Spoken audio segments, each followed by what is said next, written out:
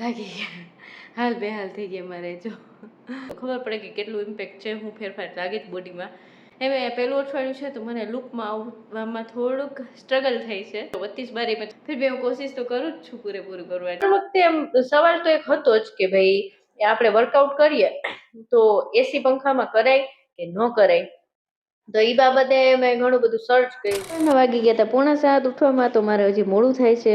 નથી ઉઠાતું. દવા તો પૂરી થઈ ગઈ પણ તો અને પાણી પી લીધું મેં સવારમાં. અને બાકી ઘરના સભ્યો માટે મેં નાસ્તો બનાવ્યો. ભાખરી બનાવી હતી આજે તો મેં ફૂલીને દડા જેવી કરીને સરસથી ક્રિસ્પી ને બિસ્કિટ જેવી ભાખરી બની ગઈ હતી મસ્ત. અને ચા ને નાસ્તો બધા કરી લીધો. મમ્મી કાલે દહીણું તો આવ્યા ને અમે તો કે લાઈટ લોટ ચારી દો, તો 7:45 વાગ્યા હતા ને મમ્મી લોટ ચારતા હતા. તો એને લોટ ચાર્યું તો આ હુકડામ છે ને એટલું જ ચારો નીકળું. મેં કીધું હવે આ ઘંટી લેવી પડશે, હવે આટલું ના પોહાય, દહીણું સારું નથી ધરતા. ને પછી હું વળગી ગઈ કેરી સુધારવા ને રસ માટે રસ કરવા. ઘરમાં બધાને પૂછી લીધું હવારમાં કે ભાઈ કોને કોને રસ પીવો છે. તો અમે 5 જણા છીએ, તો 5માંથી 4 જણા રસવાળા હતા અને મારે એકને સુધારીને ખાવી હતી. તો મેં કીધું હાલો બધાનો રસ કરી દો. તો આ લોકો માટે બધા માટે રસ કરી દીધો ને મેં વિચાર્યું હતું કે હું સુધારીને ખાઈશ. તો પપ્પાને તો સુગર છે એટલે પપ્પાનું ખાંડ વિનાનો થોડોક નીકાળી લીધો વાટકામાં અલગ. પછી મમ્મી મહેક અને શ્રેત માટે ખાંડ નાખીને રસ મૂકી દીધો મેં બનાવીને ફ્રીજમાં. એટલે સવારે મૂકી દો તો શું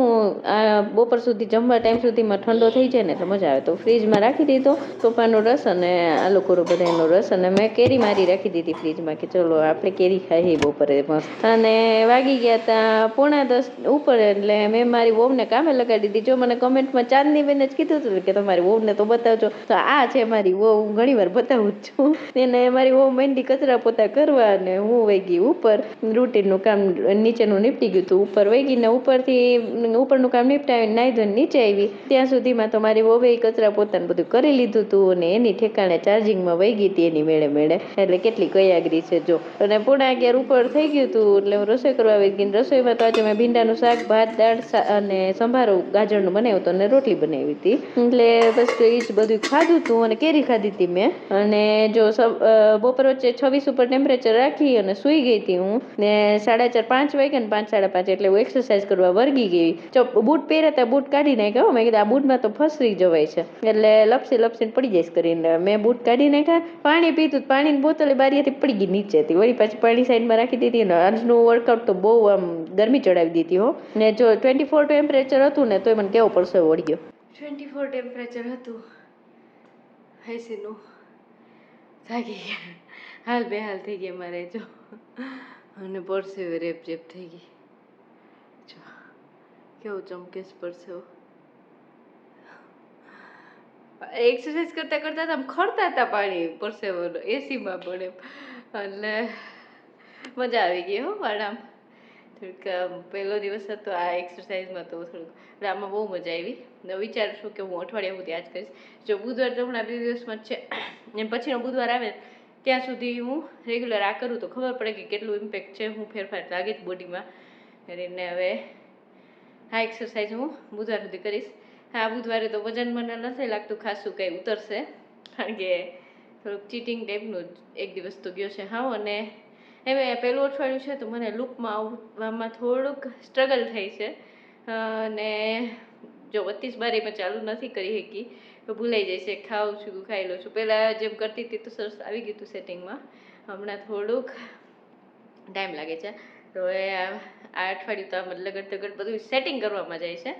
નેક્સ્ટ અઠવાડિયામાંથી પૂરું ડિસિપ્લિનમાં અને વ્યવસ્થિતથી કરીશ. અને ફિર બી હું કોશિશ તો કરું જ છું પૂરેપૂરું કરવાની.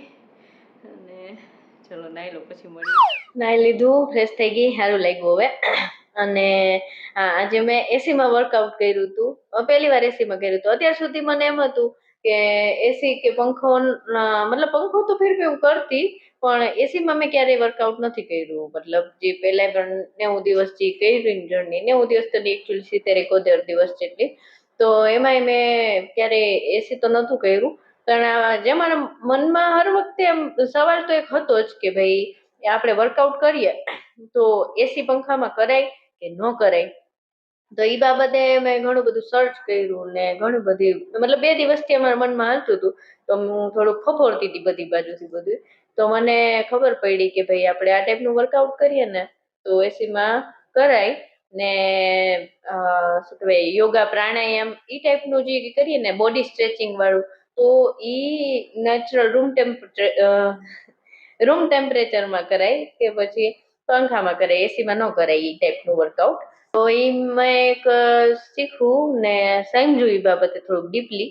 તો હવે એ બાબતે ઇન્ફોર્મેટિવ વિડીયો હું છે ને કાલે બનાવીશ. તો કાલના વિડીયોમાં હું વ્યવસ્થિત બધી માહિતી ને બધું એ સમજાવીશ કે ભાઈ શું કારણ પરસેવો વળે આપણને, હાઈ ઇન્ટેન્સિટી વર્કઆઉટ કે પછી એસીમાં કરાય કે કાર્ડિયો ટાઈપનું કરાય કે એ ટાઈપનું બધી જ માહિતી વાળું એક વિડીયો હું કાલે પ્રોપર બનાવીશ. અને એમાં બધી મેં જેટલું મતલબ સમજ્યું છે ને એ સમજાવવાની કોશિશ કરીશ.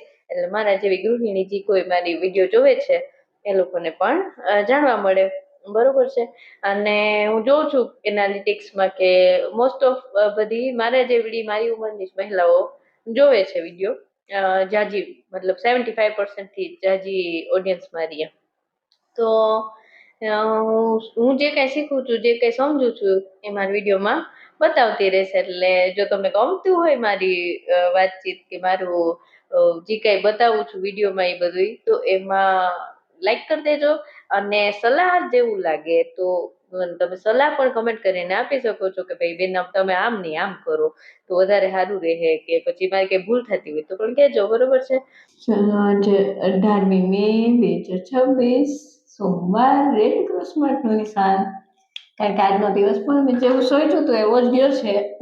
અને કાલે 19 પરમ 20 તારીખે હું મારું વજન બતાડીશ અને શું અપડેટ છે અઠવાડિયાનું એ બતાવીશ. બરોબર છે. ગયા બુધવારે કર્યું હતું ને આપણે બતાવ્યું હતું ને. અને આ અઠવાડિયું તો ઠીક છે, મારું બધું વેટ લોસ જર્નીમાં થોડુંક સેટિંગ લેવામાં થાય છે, એટલે કદાચ એટલું ઇમ્પેક્ટ નહીં પડ્યો હોય મને લાગે. ખબર નહીં, મેં પણ નથી કર્યું, બુધવારે જ કરીશ. અને પછી હવે ધીરે ધીરે હું સેટિંગ થતું આવે છે મારું રેગ્યુલર જે કંઈ ડે રૂટીન છે એમાં વેટ લોસ માટે. તો નેક્સ્ટ વીકથી થોડુંક વધારે સરસથી પ્રોગ્રેસ થાય એવું મને ફીલ થાય છે. જોઈએ હવે, રોજનું રોજે તો હું બતાવીશ એટલે ખ્યાલ પડશે. ફરી પાછા મળીએ આવતીકાલે રાત્રે 10 વાગે. ત્યાં સુધી ચમકતી ચાંદનીને રજા આપો. જય શ્રી કૃષ્ણ. ખુદની તબિયતનું ધ્યાન રાખજો, પરિવારના બધાનું ધ્યાન રાખજો. Okay, bye. જય શ્રી કૃષ્ણ. Good night.